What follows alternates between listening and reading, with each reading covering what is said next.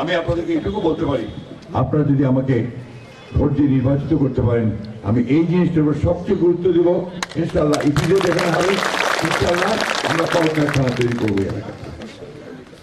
প্রিয় ভাই ও বোনেরা, আপনারা জানেন যে আমাদের দল থেকে আপনার এই যে ফ্যামিলি কার্ড একটা দেওয়া হবে। আমাদের চেয়ারম্যান তারেক রহমান সাহেব বলেছেন যে ফ্যামিলি কার্ড দিলে আমরা মহিলার হাতে শক্তিশালী করতে পারবো। এই কার্ডটা যাবে শুধু মহিলার কাছে, যিনি এটা দিয়ে ন্যায্য মূল্যে চাল, ডাল, তেল, লবণ কিনতে পারবেন, বাচ্চাটাকে নিয়ে হাসপাতালে যেতে পারবেন অসুখ হলে এবং সুবিধা পাবেন, আর বাচ্চাটাকে স্কুলে ভর্তি করবার একটা সুবিধা পাবেন। এই কাজগুলো মহিলারা একটা সুবিধা আলাদা করে পাবে। কৃষক ভাইদের যেন ন্যায্য মূল্যে সার পায়, যেন ন্যায্য মূল্যে পানির ব্যবস্থা করতে পারে, ন্যায্য মূল্যে বীজ সিড যেটা সেটা পায়, সেটা যেন আমরা আপনাদেরকে ব্যবস্থা করবো। আমরা কৃষিতে এমন কাজ করতে চাই যে এইবার খুব আলু লাগাইছে মানুষ, ঠিক না? ভাবছে যে গতবার আলুর দাম উঠে গেছিল, ভাবছে এইবার আলুর দাম উঠবে।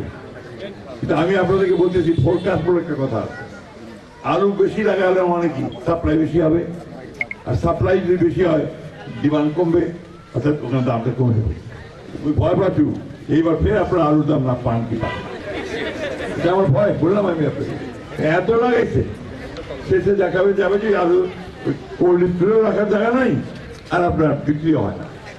এটা আমি কৃষক ভাইদেরকে অনুরোধ করবো, কৃষি ডিপার্টমেন্টের অফিসার থেকে অনুরোধ করবো যে আপনারা কৃষক ভাইদেরকে একটু পরামর্শ দিন। এটাকে বলে ফোরকাস্ট, পূর্বাভাস, যে এবার আলু লাগাইলে সামনের বার দাম পাবেন কি দাম পাবেননি, এটা আমাদের কৃষি অফিসাররা যদি আপনাদেরকে বলে দেয় তাহলে কিন্তু আপনারা উপকৃত হবেন। আর যদি না বলে তারপরে তো মনে লাগাচ্ছে মহানগর ফলে কি হলো যে আপনার সাথে কি হলো, তাই না? এটা আমি অনুরোধ করবো যে এটা আপনারা কৃষি অফিসার দেখে যে আপনারা এটা একটু বলবেন। আমরা ওই কাজটা চালু করতে চাই, সরকারিভাবে চালু করতে চাই।